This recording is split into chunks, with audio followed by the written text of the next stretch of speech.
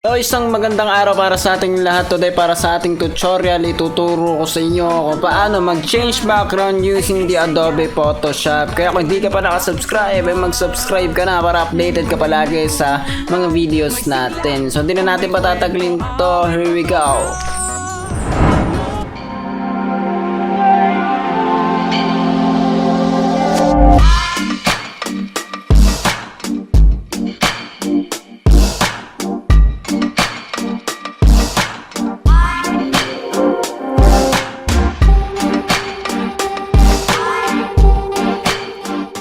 So yun na nga, andito tayo muna kay Mr. Google. Yon talaga naman, paulit-ulit natin ini-intro na napakalakas ni Google. So para tayo ay, syempre para makapag-change background tayo using the Adobe Photoshop, syempre kailangan natin ng Adobe Photoshop. So iraran ko lang yung Adobe Photoshop natin.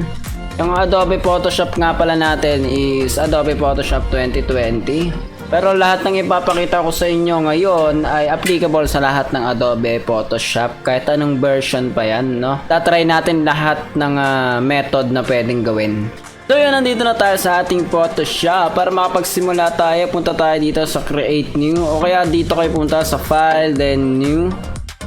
Or pindutin nyo yung Control N sa ating mga Adobe Photoshop. Ayusin nyo yung resolution ng inyong settings sa Photoshop.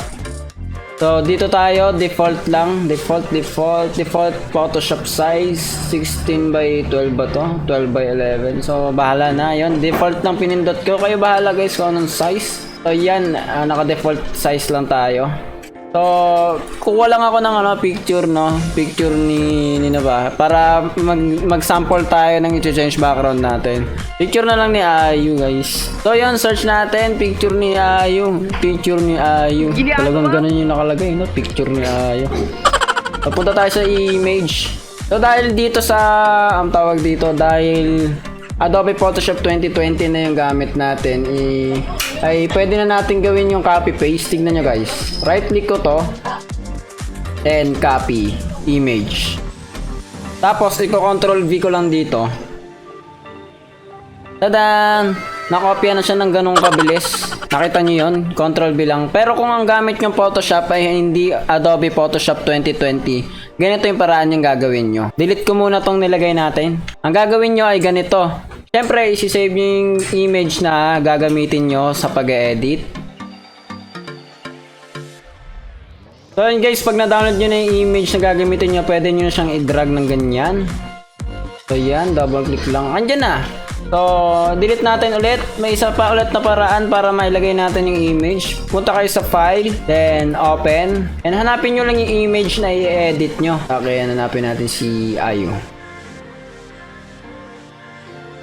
Tadan, mag-open siya dito sa kabila. Gagawa siya ng new tab, no? Ayan, makikita nyan. Pindutin nyo lang tong move tool. Yung shortcut na... May shortcut ba? Wala yata. So, basta pindutin nyo itong move tool sa left side na tool. No, tapos pindutin nyo itong image, then i-drag nyo lang doon sa kabila na ginawa natin kanina. Wait lang, hindi na-drag. Tanggalin nyo pala itong lock. Yan, tapos i-drag nyo. Ano, tapos pindutin nyo dyan, iwanan nyo dyan. Ayan na yan, nalagay na siya. Ganong paraan, pero kaya nga nasabi ko, ang gamit natin ay Adobe 2020. Kaka-copy paste ko na lang siya from Google, then Ctrl V. So yun guys, pindutin nyo yung Ctrl. Siyempre i-resize natin. So, para mas madali nyo siyang i-resize. Pagka Ctrl T nyo ay i-hold nyo yung shift sa inyong mga keyboard. Yan, ang taba niya ay dyan. Kaya natin yun yan. Basta hold nyo lang yung shift para kasi pag hindi kasi naka-shift dyan, ganyan nangyari. Ayun o, hirap kontrolin. So yan, dahil naka-shift tayo ay goods na goods. So pag okay na kayo, pindutin nyo lang yung check sa taas o kaya i-double click nyo dito sa image. Yan. Kung okay na kayo sa size ng inyong photo, ay pupunta na tayo dito sa pag-change background. Pwede nyo gamitin tong method na ito pag kayo ay meron ng Adobe Photoshop 2020 or yung mas bago. Siyempre, mas madali na dito mag-edit ng mga photos. Kaya, may papakita ko sa inyo tools dito na pang change ng background. Itong quick selection tool. Then right click nyo. Then pindutin nyo yung object selection. Yan guys. Pumunta tayo sa object selection, then pindutin nyo yung select subject sa taas. So maglo-load siya. Ganon sa Adobe Photoshop 2020. Automatic na siya, no? Hintayin nyo. Depende yung loading sa spec ng computer nyo. So yan, naka-automatic selection na siya. I-right click nyo lang guys. Right click, then select inverse. Pag select inverse natin ay pindutin nyo yung keyboard nyo na delete. Yon.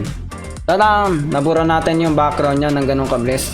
Kaya lang, pagdating sa ganitong method, hindi ganon ka-perfect. Kaya kayo na yung bahala mag-adjust. Nakikita nyo naman, may naiiwan. So, bahala na kayo. I-right click nyo, then deselect. Then, punta kayo dito sa eraser tool. Right click nyo para sa size, no? Yan. Hala kayo kung gaano kalaki yung size. Burahin nyo lang mga sobra-sobra. Syempre, depende yung pag-edit, yung ganda ng edit ng picture. Depende yon sa skills nyo at kung paano nyo siya i-develop. Ng background image, maglalagay lang tayo. Pag okay na yung background image nyo, kung na-resize nyo na, tingnan nyo yung layer dito. Yung nilagay natin kanina, ito yung tao, yung subject, which is si Ayo yung ginamit natin. Tapos inilagay natin yung background nasa ibabaw, kaya hindi siya kita. Kaya ilalagay natin sa likod ay yung background. Back nga eh, di ba? Yun, tadan! So, gaya nga ng sinabi ko kanina, hindi perfect yung ginawa nating method. Dahil ito yung automated, no? Yung selection niya ay pang mabilisan to. Magagamit nyo to sa mga napakalinaw na mga pictures. Pero gaya ng pinili natin, hindi ganun ka good quality yan kasi ginugol lang natin. Kaya na lang bahala magremedyo kapag hindi ganun kaganda yung quality ng image na ginamit nyo. Siguraduhin nyo lang na pag mag-erase kayo ay nakapindot kayo dito, naka-highlight yung subject na ginawa nyo. So, sorry na agad sa marurunong dyan. Pero dun sa mga hindi marurunong, malaking bagay ito sa atin dahil pag nalaman natin ito ay napakadali lamang practice ng practice. Medyo na iba na yung kamay niya, tsura ng kamay niya. So yun, ganun lang kadali. Yung ginamit natin kanina ay yung object selection tool which is nasa Adobe Photoshop 2020. Ito naman yung papakita ko sa inyo yung pangalawa method sa Photoshop na pwede nyo gawin kahit sa mga older version ng Photoshop. So didelete ko ulit itong subject natin, no? Delete natin.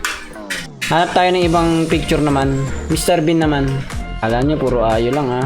So yan, lagay natin si Mr. Bean. So, i-resize ko lang ulit gaya na ginawa natin kanina. So yun guys, itong pangalawang papakita ko sa inyo ay goods na goods din to kahit sa older version. So sa gilid, yung mga tools na makikita nyo, hanapin nyo yung lasso tool ba to? Hindi to. Eto. Hanapin nyo tong pen tool. Pindutin nyo yung pen tool. Ayan. Click nyo pen tool. Then pindot lang kayo dito sa dulo, yung mga edge ng subject natin. O, tignan nyo mabuti. Ayan. Mamadaliin ko na lang guys ha, para hindi masyadong time consuming. Pero, ayan, tas pagdugsungin nyo dito. Nakita nyo guys, gumawa ako ng line sa mga edges ng picture. And gawin nyo, right click, then make selection. Yun, make selection. Punta tayo dito ngayon, pindutin nyo itong rectangular marquee tool. Then select inverse. Ganon din, pindutin nyo sa keyboard yung delete. Taran! O, diba? Medyo hindi lang ganun ka-goods dahil minadali natin. Pero at least na-change background natin siya, no? At ito ay working kahit sa mga lumang Photoshop. So, ganun lang kadali, guys. At itong last na ipakikita ko sa inyo ay napakadali rin na pamamaraan ng pag-change background. So, yan. Lalo na kung may white image yung gagamitin yung subject. Napakadali dito. So, resize lang natin katulad ng mga ginawa natin kanina. And punta lang ulit kayo dito sa gilid. Hanapin nyo yung eraser. So, eraser tool, then right click nyo, piliin nyo yung magic eraser tool. Then, pindutin nyo yung background lang. Guys, hindi yung mukha ng subject kasi mabubura yan. So, ipipiliin natin itong background lang. Tatan, ang bilis, no? Lalo na kung DSLR yung gamit nyo at malinaw yung cam nyo. Napakabilis na mag-delete ng background. Kitang-kita nyo naman, no? May mga naiwan lang konting-konti pero madali nang remedyohan yan. Sobrang liit na yan. Hindi na yan kapansin-pansin. Yan. Okay na. So, halimbawa nagkamali kayo, napindot nyo yung mukha ni Mr. Bean o yung mukha ng subject nyo, Ctrl-Z lang. Ganoon lang kadali, guys. So, yon ang tatlong method natin para sa pag-change background ng pictures using the Adobe Photoshop 2020 older and newer version. So hanggang dito na lamang. Para sa suggestion nyo, mag-comment lang kayo below. At kung may problema, kailangan nyo ng tulong, huwag mag-atubili pumunta sa page, i-follow nyo ako, i-message nyo ako at magre-reply tayo as soon as possible. Huwag nyo rin kalimutan mag-subscribe sa ating YouTube channel para updated ka sa mga videos natin. Hanggang dito na lamang, hanggang sa susunod na mga videos natin. Ingat kayo, keep safe, God bless you all.